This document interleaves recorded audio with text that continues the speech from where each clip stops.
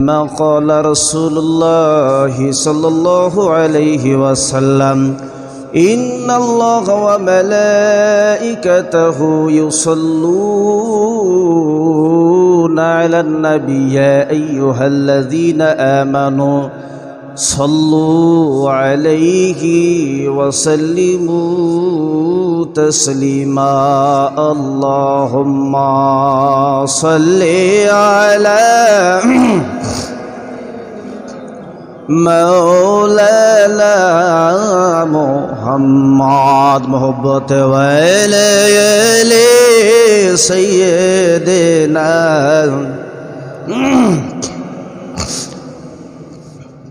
اللهم صل على مولانا محمد وعلى آل سيدنا আইর কেউ তোমায় পাগল বলে কেউ বলি জাদুঘর আল্লাহ বলি নোহে হাবিব আপনি আমার পয়গম্বর আল্লাহুম্মা سيدنا مولانا محمد وعلى آل سيدنا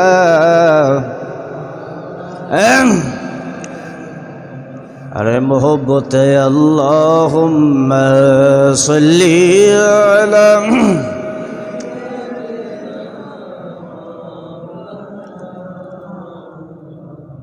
वलाली सय्यिदिना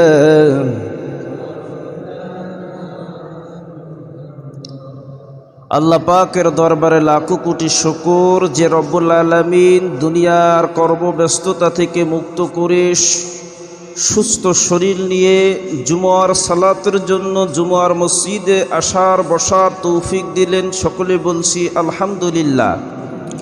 লাখো কোটি দরুদ ও সালাম পেশ করছি বিশ্ব মানবতার দূত মুহাম্মদুর রাসূলুল্লাহ, সকলে বলি সাল্লাল্লাহু আলাইহি ওয়াসাল্লাম। সম্মানিত মুসল্লি ইকরাম, কোরআনুল কারীমের সূরা বানী ইসরাঈলের 23 নম্বর আয়াতে কারিমা আমি আপনাদের খেদমতে তিলাওয়াত করেছি। এই আয়াতে কারিমার ভেতরে আল্লাহ রাব্বুল আলামিন তিনার ইবাদতের সঙ্গে একাকার করে ফেলেছেন পিতামাতার খেদমতকে। এই বিষয়টি নিয়ে আজকে আমরা আলোচনা করব। মা তৌফিকি ইল্লা বিল্লাহ। কোরআনুল কারীম, গোটা কোরআনকে আল্লাহ মানব জাতির হেদায়েতের জন্য নাজিল করেছেন, কমপ্লিট বুক। এই কোরআনের মধ্যে নামাজ রোজার কথা আছে, এই কোরআনের মধ্যে আবার পিতামাতার খেদমতের কথাও আল্লাহ উল্লেখ করেছেন। কোরআনের মধ্যে হারাম খাওয়া যাবে না আল্লাহ পাক যেমন বর্ণনা করেছেন, হালাল অন্বেষণ করতে বলেছেন, সৎ কাজের আদেশ দেওয়ার জন্য বলেছেন। আবার এই কোরআনে পিতামাতার সঙ্গে সদ্য ব্যবহারের কথাও আল্লাহ তাআলা উল্লেখ করেছেন। কোরআনের একটি হুকুম বাদ দেওয়া যাবে না, কারণ কোরআনুল কারীম হচ্ছে পরিপূর্ণ জীবন ব্যবস্থা। বিদায় হজের ভাষণে আল্লাহ নবী এই কথাটাই বলেছেন যে কোরআনুল কারীম, ইসলামটা হলো পূর্ণাঙ্গ জীবন ব্যবস্থা। আপনি একটা বাদ দিয়ে একটা মানবেন হবে না। মহান আল্লাহ পাক রব্বুল আলামিন বলছেন, وَقَضَى رَبُّكَ أَلَّا تَعْبُدُوا إِلَّا إِيَّاهُ وَبِالْوَالِدَيْنِ إِحْسَانًا।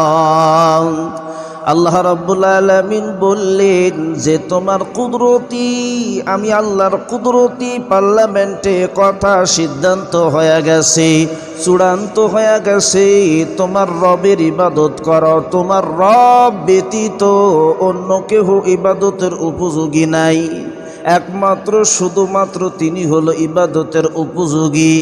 আল্লাহ রাব্বুল আলামিন এই নির্দেশনা দেবার পর সঙ্গে সঙ্গে যেই নির্দেশনা দিলেন যে বান্দা আমার ইবাদত করবার পর তোমার পিতা মাতার সঙ্গে সদ্য ব্যবহার করো, ভালো আচরণ করো। তোমার পিতা মাতা যেন তোমার আচরণই অসন্তুষ্ট না হয়, তোমার পিতা মাতা তোমার কথাবার্তায় তোমার আচরণে যেন মুখ দিয়ে উফ শব্দটা পর্যন্ত উচ্চারণ না করে। এই কথা কার? আল্লাহ রাব্বুল আলামিন এই জায়গার মধ্যে পিতা মাতাকে আল্লাহর ইবাদতের সঙ্গে একাকার করে ফেলেছেন, যে আমি আল্লাহর ইবাদত পরিপূর্ণ করার পর বান্দারে তোমার পিতা মাতার খেদমত করো, আচরণটা ভালো করো। কত বড় কথা, একটু ভেবে দেখেন। আল্লাহর সঙ্গে পিতা মাতাকে একাকার করে ফেলেছেন আল্লাহ। এই গান্নার পরের মধ্যে যদি একটা বড় একটা সমাবেশ হয়, মিটিং হয়, আর এই মিটিংয়ের মধ্যে দেশের প্রধানমন্ত্রী তারেক রহমান যদি প্রধান মেহমান হয়, আর দ্বিতীয় মেহমান আপনাদের এলাকার একজন সলিমুদ্দি কলিমুদ্দি বা একজন কামলা হয়, লোকেরা চিন্তা করবে হায় হায় কোথায় প্রধানমন্ত্রী আর কোথায় একজন সাধারণ কামলা, সাধারণ সলিমুদ্দি কলিমুদ্দি। অনেক বিষয়টা অনেক বড় ব্যাপার স্যাপার রয়েছে। আমার আল্লাহ রাব্বুল আলামিন এই জায়গার মধ্যে আল্লাহ পাকের ইবাদতের সঙ্গে সঙ্গে পিতামাতার খেদমতের কথা উল্লেখ করলেন। খেদমতটা কেমন হবে, কেমন আচরণ পিতামাতার সঙ্গে করতে হবে, আল্লাহ এই নির্দেশনা দেবার পর খেদমতটা কেমন হবে এই কথা আল্লাহ কুরআনুল কারীমে জানাইলেন। ইম্মা ইয়াবলুগান্না ইনদাকাল কিবারা আহাদুহুমা আও কিলাহুমা ফালা তাকুল লাহুমা উফফিউ ওয়ালা তানহারহুমা ওয়া কুল লাহুমা কাওলান কারীমা। আল্লাহ পাক বললেন, ওই পিতামাতা যাদের সঙ্গে তোমাদেরকে ন্যায়সঙ্গত আচরণ করার কথা বলা হলো, ওই পিতামাতার মধ্য হতে একজন অথবা দুইজন অথবা উভয়জন তোমার জীবদ্দশায় যদি তুমি পেয়ে যাও, পিতামাতা একজন অথবা দুইজন, উভয়জনকে তোমার জীবদ্দশায় যদি তুমি পেয়ে যাও, তাদের বার্ধক্যতার কারণে, বয়স হয়ে যাওয়ার কারণে অনেক সময় তাদের কথাবার্তায় তোমাকে বিরক্তি লাগতে পারে, তাদের আচরণ তাদের ভঙ্গিমার মধ্যে অনেক সময় তোমাকে বিরক্তি লাগতে পারে। বান্দারে আমি আল্লাহ নির্দেশনা দিয়ে দিলাম, ওই পিতামাতার আচরণে, পিতামাতার কথাবার্তায় উপ শব্দটা মুখ দিয়ে উচ্চারণ করতে পারবা না। কথা কার? একটু জোরে বলেন, কথা কার? উপ শব্দটা এটা হলো ইউনিভার্সাল শব্দ, এটা হলো ঠোঁটের ভাষা। আমেরিকার একজন জ্ঞানী ব্যক্তি একটা সেমিনারের মধ্যে বক্তৃতা দিচ্ছেন। বক্তৃতা দিতে যাইয়া তিনি একটা উদাহরণ পেশ করলেন যে দুনিয়ার মধ্যে যতগুলি বাচ্চা জন্মগ্রহণ করে, বাচ্চারা যখন দুনিয়ার মধ্যে জন্ম নেয় তখন একটা শব্দ করে কান্না করে, ওয়া ওয়া করে কান্না করে। ওই জ্ঞানী ব্যক্তি ডেকে বলতেছেন যে এটা আসলে ওয়া ওয়া শব্দ নয়, এটা হলো আল্লাহ আল্লাহ শব্দ। কোন সুবহানাল্লাহ। লোকেরা প্রশ্ন করলেন যে আপনি কিভাবে বুঝলেন যে বাচ্চাটা ওয়া ওয়া শব্দ করে কান্না করে, এটা আল্লাহ আল্লাহ শব্দ? তখন তিনি উদাহরণ দিচ্ছেন যে দেখেন, হিন্দুর ঘরে যদি কোনো সন্তান জন্মগ্রহণ করে, হিন্দুর বাচ্চা কি আল্লাহ আল্লাহ করে শব্দ করে কান্না করে? তখন এই জ্ঞানী ব্যক্তি উদাহরণ দিচ্ছেন যে দেখেন, হিন্দুরা আল্লাহকে ডাকে ভগবান ভগবান ভগবান বলে আল্লাহকে ডাকে, তারা মানে। কোনোদিন কি দেখেছেন কোনো হিন্দুর ঘরের সন্তান ভগবান ভগবান ভগ ভগ ভগ ভগ করে কান্না করছে? লোকেরা বললেন না। খ্রিস্টানরা আল্লাহকে ডাকে গড বলি, ওই খ্রিস্টানের ঘরে কোনো সন্তান জন্মগ্রহণ করবার পর খ্রিস্টানের ঘরের সন্তান ওয়া ওয়া শব্দ বাদ দিয়ে goat goat goat goat goat goat করে বের করে কান্না করছে, এমনটা কি দেখেছেন? তারা বললেন না, এটা আসলে ঠোঁটের ভাষা। কোনো সন্তান যখন দুনিয়ার মধ্যে জন্মগ্রহণ করে, ফিতরাতের মধ্য দিয়ে জন্মগ্রহণ করে, মুসলমান ইমানদার হিসেবে ইসলাম ধর্ম গ্রহণ করার যোগ্যতা নিয়ে জন্মগ্রহণ করে। আমার বন্ধুগণ, এটা হলো ঠোঁটের ভাষা, এটা হলো ইউনিভার্সাল শব্দ। এটা হলো ইংরেজিতেও যা, বাংলাতেও তা, হিন্দিতেও তা, উর্দুতেও তা। উফ উফ মানে হলো একটা বিরক্তিকর। উফ যখনই বলছে একটা বিরক্তি ভাব নিয়ে উচ্চারণ করেছে ঠোঁটের ভাষা। আল্লাহ বললেন উফিউ, এই উফ শব্দটা পিতা মাতার শানে তোমরা ব্যবহার করতে পারবে না। এখন আপনার কথা বড় বড়, পিতামাতার সঙ্গে কথা বলতে গেলে মুখ দিয়ে কথাটা বড় হয়ে যায়, এই জন্য পিতামাতার সঙ্গে কথাই বলে না, যে আমার কথাগুলোই বড় বড়। কথা বলতে গেলেই পিতামাতা আমার কথায় আঘাত পায়, এই জন্য আমি কথাই বলি না। আল্লাহ বললেন তা হবে না। ওয়াকুল্লাহুমা কাউলান কারীমা, অবশ্যই পিতামাতার সঙ্গে তোমাদেরকে কথা বলতে হবে, পিতামাতার সঙ্গে সম্মানজনক কথা তোমাদেরকে বলতে হবে। কোন সুবহানাল্লাহ। এরপরে আল্লাহ বললেন ওই পিতামাতা যদি জিন্দা থাকে অথবা মারা যায়, এই পিতামাতার জন্য তুমি সন্তান, তোমাদেরকে আমি আল্লাহ পাক দায়িত্ব দিয়ে দিলাম, ওই পিতামাতার জন্য দোয়া করো আমি আল্লাহর কাছে। দোয়াটা কেমন হবে? এই দোয়াটাও আল্লাহ শিখায়া দিচ্ছেন। ওয়াখফিজ লাহুমা জানাহা যুল্লি মিনার রাহমা ওয়াকুর রাব্বিরহামহুমা কামা রাব্বায়ানি সগীরা।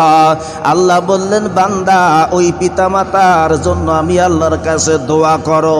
দোয়াটা কেমন হবে? আল্লাহ বললেন আমি আল্লাহর কাছে দোয়া করো যে আল্লাহ আমার রব, ওই পিতামাতা যারা আমাদেরকে লালন পালন করেছে, ওই পিতামাতার প্রতি তুমি রহম করো, পিতামাতার প্রতি তুমি দয়া করো, যেমনিভাবে তারা বাল্যকালে আমরা সন্তানকে লালন পালন করেছে। কোন সুবহানাল্লাহ। জীবিত থাক অথবা মৃত হোক, পিতামাতার জন্য দোয়া করার নির্দেশনা দিলেন কে? তাহলে সেই পিতামাতার শানে দোয়া করার দরকার আছে না নাই?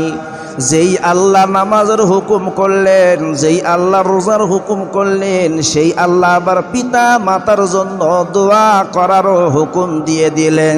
এই জন্য আমরা নামাজের শেষে দোয়া করি, আমিন বলি। আমিন বলার সময় পিতা মাতার জন্য দোয়া করি কি করি না? ওয়াকুর রাব্বিরহামহুমা কামা রাব্বায়ানি সগীরা, দোয়া করি কি করি না? বন্ধুগণ আমার, আল্লাহর নবীর কাছে সাহাবা এসে প্রশ্ন করলেন, ওয়া আন আবি উমামা রাদিয়াল্লাহু তাআলা আনহু আন্না রাজুলান ক্বালা ইয়া রাসূলুল্লাহ। হযরতে উমামা রাদিয়াল্লাহু তাআলা আনহু হতে বর্ণিত হাদিস, তিনি বলেন আল্লাহর নবীর কাছে এক লোক এসে প্রশ্ন করলেন, ইয়া রাসূলুল্লাহ মা হাক্কুল ওয়ালিদাইনি আলা ওয়ালাদি, পিতামাতার হক কি? আল্লাহর নবী বললেন হুমা জান্নাতুকা ওয়া নারুক, ওই পিতামাতাই হলো তোমার জন্য জান্নাত, আর ওই পিতামাতাই হলো তোমার জন্য জাহান্নাম। জোরে কোন সুবহানাল্লাহ। দুনিয়ার জমিনে পিতামাতা যদি সন্তুষ্ট হয়ে যায়, পিতামাতা সন্তানের প্রতি সন্তুষ্ট হয়ে চলে গেল কবরে, আমার বন্ধুগণ দুনিয়ার মধ্যে ওই সন্তানকে জান্নাতের একটা সার্টিফিকেট হাতের মধ্যে ধরায়া দিয়া কবরে চলে গেল। আর এই পিতামাতা যদি দুনিয়ার মধ্যে অসন্তুষ্ট হয়ে যায়, অসন্তুষ্ট অবস্থায় মারা যায়, আমার ভাইরা মারা যাবার পর চলে গেল কবরে, কিন্তু এই সন্তানগুলোরে জাহান্নামের সার্টিফিকেট ধরায়া দিয়ে কবরে চলে গেল। এই জন্য পিতা মাতার খেদমতটা এত জরুরি নবীর কাছে এক সাহাবা এসে প্রশ্ন করলেন, নবীজি আমার মনে চায় আমি বারবার আল্লাহ রাস্তায় জেহাদ করি, শহীদ হই, আবার জেহাদ করি, আবার শহীদ হই। আল্লাহ নবী ডাক দিয়ে বলেন, সাহাবা তোমার পিতা মাতা কি জীবিত আছে? সাহাবা বললেন, হ্যাঁ। তাহলে তোমার পিতা মাতার খেদমত করো, কারণ এই পিতা মাতার খেদমতের মধ্যে সাহাবা আল্লাহ রাস্তায় জিহাদ করে শহীদ হলে যে সব হয়, পিতা মাতার খেদমত করার কারণে এই শহীদের চেয়েও বেশি সওয়াব আল্লাহ আমল নামার মধ্যে লিখে দেয়। তাহলে এই পিতা মাতা কত দামি জিনিস লক্ষ্য করুন। মায়ের নবীর কাছে একবার আল্লাহ নবীর পাগল ওয়াইস কুরুনি, তিনি কিন্তু সাহাবা ছিলেন না, কারণ সাহাবা হতে গেলে নবীর দর্শনটা জরুরি। নবীকে যদি কেউ স্বপ্নে দেখে অথবা বাস্তবে দেখে, তার জন্য জাহান্নামের আগুন হারাম হয়ে যায়। কোন সুবহানাল্লাহ। শয়তান নবীজির সুরত ধরতে পারে। আপনি স্বপ্নের মধ্যে নবীজিকে দেখলেন, আপনার জন্য জাহান্নামের আগুন হারাম। সুবহানাল্লাহ একবার কর। এই জন্য স্বপ্নে নবীজিকে দেখার জন্য নির্দিষ্ট করে দুরূদ শরীফ পাঠ করতে হয়, আমল ভালো করতে হয়, একজন নেককার বান্দা হিসেবে পৃথিবীর মধ্যে প্রতিষ্ঠিত হতে হয়। বন্ধুগণ আমার, তাহলে নবীকে যারা বাস্তবে দেখবে অথবা স্বপ্নে দেখবে, তার জন্য দোজখের আগুন হারাম হয়ে যাবে ঈমানের সাথে। যারা কাফের তারা তো নবীজিকে দেখছে, তাদের জন্য কি জাহান্নামের আগুন হারাম? না। ঈমানের সাথে নবীজির দর্শন জরুরি। সাহাবা হতে গেলে নবীজির দর্শনটা হলো জরুরি। নবীজির দর্শন না হলে সাহাবা হওয়া যায় না। ওয়াইস কুরুনি, আল্লাহর নবীর এমন পাগল ছিল, মায়ের নবীজি যখন উহুদের জমিনে কাফের ইবনে তাইমি একটা পাথর আঘাত করল, নবীজির মাথার মধ্যে লেগে মাথার লোহার কড়াটা ভেঙে গেল, লোহার একটা টুকরা নবীজির মাথার মধ্যে ঢুকে গেল। আরও একটা পাথর যখন এই কাফের ইবনে তাইমিয়া নবীজির দিকে ছুঁড়ে মারল, নবীজির মুখের মধ্যে এসে ঠোঁটের মধ্যে লেগে গেল। ঠোঁট নরম জায়গা, নবীজির ঠোঁট ভেঙ্গে দাঁত দুইটা জমিনের মধ্যে ভেঙ্গে পড়ে গেল। এই কথা যখন ওয়াইস কুরুনি নবীজির পাগল শুনতে পাইল, নিজের দাঁত মুবারক নিজে নিজে ভেঙ্গে ফেলল।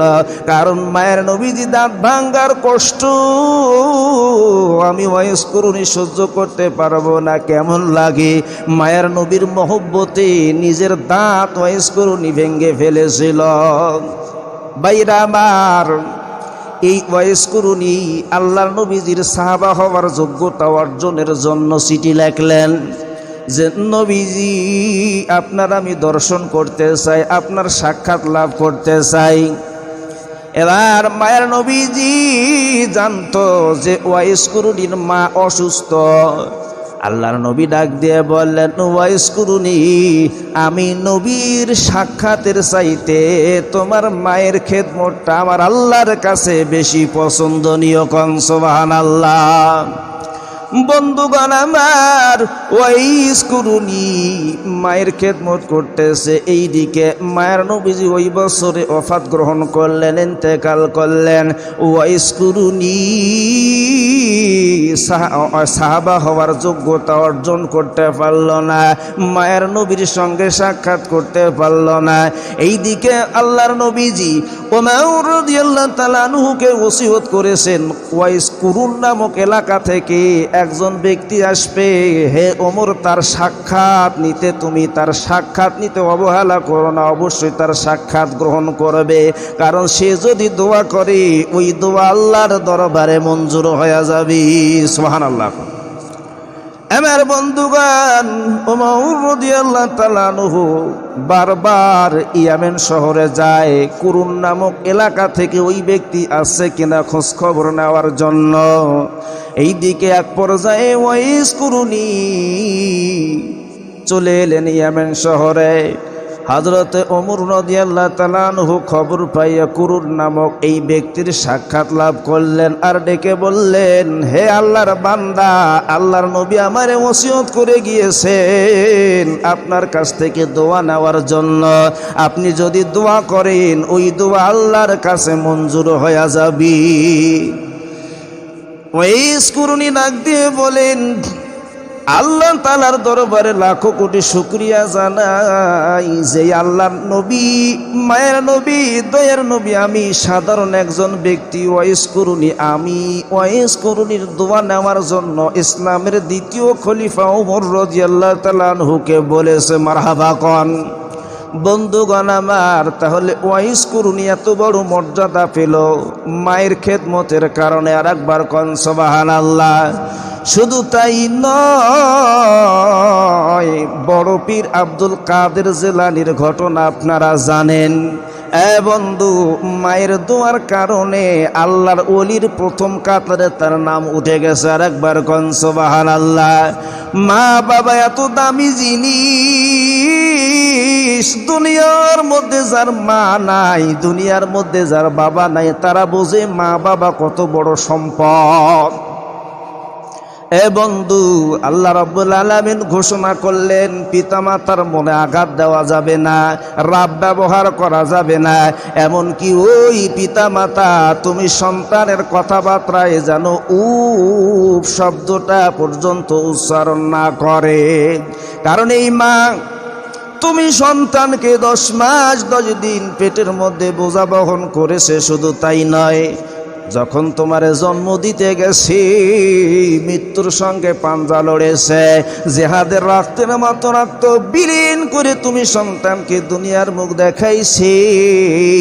সন্তান যখন দুনিয়ার মধ্যে তুমি চলে আসলে, বান্দা, ওই সন্তান তুমি শিশু বাচ্চা কোলের মধ্যে নিয়ে ঘুমাইছে, প্রসাব করে দিয়েছ, মা ডান কাঁধে রাখছে, ডান কাঁধে প্রসাব করেছ, মা বাম কাঁধে নিয়েছে, বাম কাঁধেও প্রসাব করেছ, মা নিজেই প্রসাবের জায়গার মধ্যে শুইয়া তুমি সন্তানকে বুকের উপরে জড়ায়া ঘুমাইছি। অনেক সময় ভালো খাবার মা নিজে খায় নাই, তুমি সন্তানকে খাওয়াইছে। এমন মা, এমন বাবার সঙ্গে বান্দা যেন তোমার আচরণে, তোমার ভাবভঙ্গিমায় তারা যেন কষ্ট না পায়, তারা যেন অসন্তুষ্ট না হয়। আমি আল্লাহ রব্বুল আলামিন আমার ইবাদতের পর আমি আল্লাহ নির্দেশনা দিলাম। মা বাবার মহব্বতটা কেমন? দুনিয়ার মধ্যে যদি আপনাকে কেউ ভালোবাসে, মহব্বত করে, এর মধ্যে একটা স্বার্থ লুকিয়ে থাকে। যে যতই মহব্বত করুক, যতই ভালোবাসুক, পেছনে একটা স্বার্থ লুকিয়ে আছে। আর পৃথিবীর মধ্যে যদি কেউ নিঃস্বার্থে ভালোবাসে, সেটা হলো একমাত্র পিতামাতা। কোন সুবহানাল্লাহ। পিতামাতার মহব্বতটা কেমন? বাবা সন্তানকে স্কুলে নিয়ে যায়, বৃষ্টির পানি পড়তেছে, বাবা সন্তানের মাথার উপরে ছাতা ধরেছে যেন সন্তান বৃষ্টির মধ্যে ভিজে না যায়। বাবাই বৃষ্টির মধ্যে ভেজে কিন্তু সন্তানকে ভিজতে দেয় না। রোদ লাগলে আমারে লাগুক, সন্তানকে লাগতে দেয় না। মায়ের মহব্বতটা কেমন? বন্ধু, বন্যার পানি এসে গেছি, মা সন্তান হঠাৎ করে সন্তান বন্যার পানির মধ্যে ডুবে যাচ্ছে। মা সাঁতার জানে না, সন্তানও সাঁতার জানে না। বন্যার পানিতে সন্তানকে বাঁচানোর জন্য মা ঝাঁপায়া পড়ছে। মা সন্তান এক পর্যায়ে বন্যার পানির মধ্যে ডুবে মারা গেছে। এমন ঘটনাও ঘটছে বাংলার জমিনে, ভোলা জেলার মধ্যে। বন্ধু, আগুন লেগে গেছে বাসার মধ্যে, সন্তান আগুনের ভেতরে, সন্তানকে বাঁচাইতে যাইয়া মা আগুনের মধ্যে ঝাঁপ দিয়েছে। আগুনের মধ্যে সন্তান আগুন থেকে বেঁচেছে, কিন্তু মা আগুনের মধ্যে জ্বলে মারা গেছে। এমন ঘটনাও ঘটছে। তাহলে এখানে নিজের জীবনের মায়া করল না, নিজের শরীরের মায়া করল না, সন্তানকে বাঁচানোর জন্য মা নিজের জীবন বাজি রেখে আগুনের মধ্যে ঝাঁপ দিয়েছে। এটা হলো নিঃস্বার্থ ভালোবাসা। এত মহব্বত করে তোমার মা, এত মহব্বত করে তোমার বাবা, বাবার কাছে যদি কয়টা টাকা হয়, বন্ধু নিজের পরনে কাপড় নাই, চিন্তা করে না নিজের কাপড়ের কথা, আগে চিন্তা করে সন্তানের কথা। আল্লাহ বললেন ওই পিতা মাতা ওয়াকফিজ লাহুমা জানাহা যুল্লি মিনার রহমান, ওই পিতা মাতা কুটি তোমরা সম্মানজনক আচরণ করবে, তাদের জন্য আল্লাহর কাছে দোয়া করবে, আর তাদের আচরণে তুমি কখনো বিরক্ত হতে পারবে না। হুকুম কার? আল্লাহ যেমন হুকুম করলেন নামাজের, আল্লাহ যেমন হুকুম করলেন রোজার, আল্লাহ যেমন হুকুম করলেন হজ করার, তেমনি ওই আল্লাহ সূরা বানী ইসরাঈলের 23 নম্বর আয়াতে এই হুকুমটাও দিয়ে দিলেন যে বান্দারি আমার ইবাদতের পর, আমার বন্দগি পরিপূর্ণ করবার পর তোমার পিতা মাতার সঙ্গে সদ্য ব্যবহার করো, ভালো আচরণ করো, তাদের খেদমত করো। পিতামাতার হক হলো, 1 নম্বর হক হলো পিতামাতাকে সুন্দর বাসস্থান তৈরি করে দিতে হবে। তুমি যেমন আরামে ঘুমাও, এমন আরামের জায়গা পিতামাতার জন্য নির্ধারিত করে দিতে হবে। অনেক জায়গায় এমনও আছে সন্তান সুন্দরভাবে বাসার মধ্যে আলিশান দরবারে রুমের মধ্যে ঘুমায়, আর পিতামাতাকে গরুর গোয়ালের সঙ্গে একটা জায়গা করে দিয়েছে ঘুমানোর জন্য। এমন জায়গা অনেক জায়গায় আছে। বন্ধু আল্লাহ হুকুম করলেন 1 নম্বর হক হলো তুমি যেমন জায়গার মধ্যে ঘুমাইবা, এমন জায়গা পিতামাতার জন্য বাসস্থান তৈরি করে দেওয়া লাগবে। 2 নম্বর হক হলো তুমি নিজে যা খাইব পিতামাতাকে তাই খাইতে দেওয়া লাগবে। বাজার থেকে মাছ মাংস কিনে আনছো, রান্না করছে বিবি, সুন্দরভাবে খাইতেছো, পিতামাতার খোঁজ খবর নিলে না। এমনও অনেক ঘটনা আছে সন্তান বাজার থেকে মাছ মাংস রান্না করে খায়, বিবি সহকারে খায়, পিতামাতার খোঁজ খবর নাহি নেয়। বন্ধু পিতামাতার হক যদি দুনিয়ার মধ্যে আদায় করা না হয়, পিতামাতাকে যদি অসন্তুষ্ট করা হয়, খানায় কাবার মধ্যে 100 বার যাইয়া হজ করলে কোনো লাভ নাই, দান সদকা করে কোনো লাভ নাই, হজ যাকাত দিয়ে কোনো লাভ নাই। দান সদকা করতে করতে যদি সব নেকি উহুদ পাহাড় পর্যন্ত হয়ে যায়, আর পিতামাতার মনে যদি আঘাত দেওয়া হয়, পিতামাতা যদি অসন্তুষ্ট হয়ে যায়, আমার আল্লাহ রব্বুল আলামিন সমস্ত আমল বরবাদ করে আল্লাহর জাহান্নামের মধ্যে দিয়ে দিবে। তাহলে দুনিয়ার জমিনে যাদের পিতামাতা বেঁচে আছে তাদের খেদমত করার দরকার আছে না নাই? ফেলা দেওয়া যাবে না, খুবই গুরুত্বপূর্ণ বিষয়। এই পিতামাতার কারণে আজকে আমরা দুনিয়ার নাজ নেয়ামত উপভোগ করতেছি, দুনিয়া দেখতেছি। এই পিতামাতাকে যদি কেউ অবহেলা করে, তাদের মন অসন্তুষ্ট করে কবরে চলে যায়। আল্লাহ পাক বলছেন পিতামাতা যদি মারা যায় সন্তানের উপর অসন্তুষ্ট হয়ে, মারা তো ঠিকই গেল, অন্ধকার কবরে পিতামাতা চলে গেল, কিন্তু তুমি সন্তানকে একটা জাহান্নামের সার্টিফিকেট ধরায় দিয়ে চলে গেল। আর যদি পিতামাতা সন্তুষ্ট হয়, আল্লাহর জান্নাতের সার্টিফিকেট হাতের মধ্যে চলে আসে। কোন সুবহানাল্লাহ। নামাজ রোজা হজ যাকাত যত ইবাদতই করি, পাশাপাশি পিতামাতার খেদমত করার দরকার আছে না নাই? পিতামাতার প্রতি রাগ করে রাগ ব্যবহার করার দরকার আছে? পিতামাতাকে অকথ্য ভাষায় গালিগালাজ করে এমন সন্তানও আছে, পিতামাতার প্রতি জোর গলায় কথা বলে এমন সন্তানও আছে।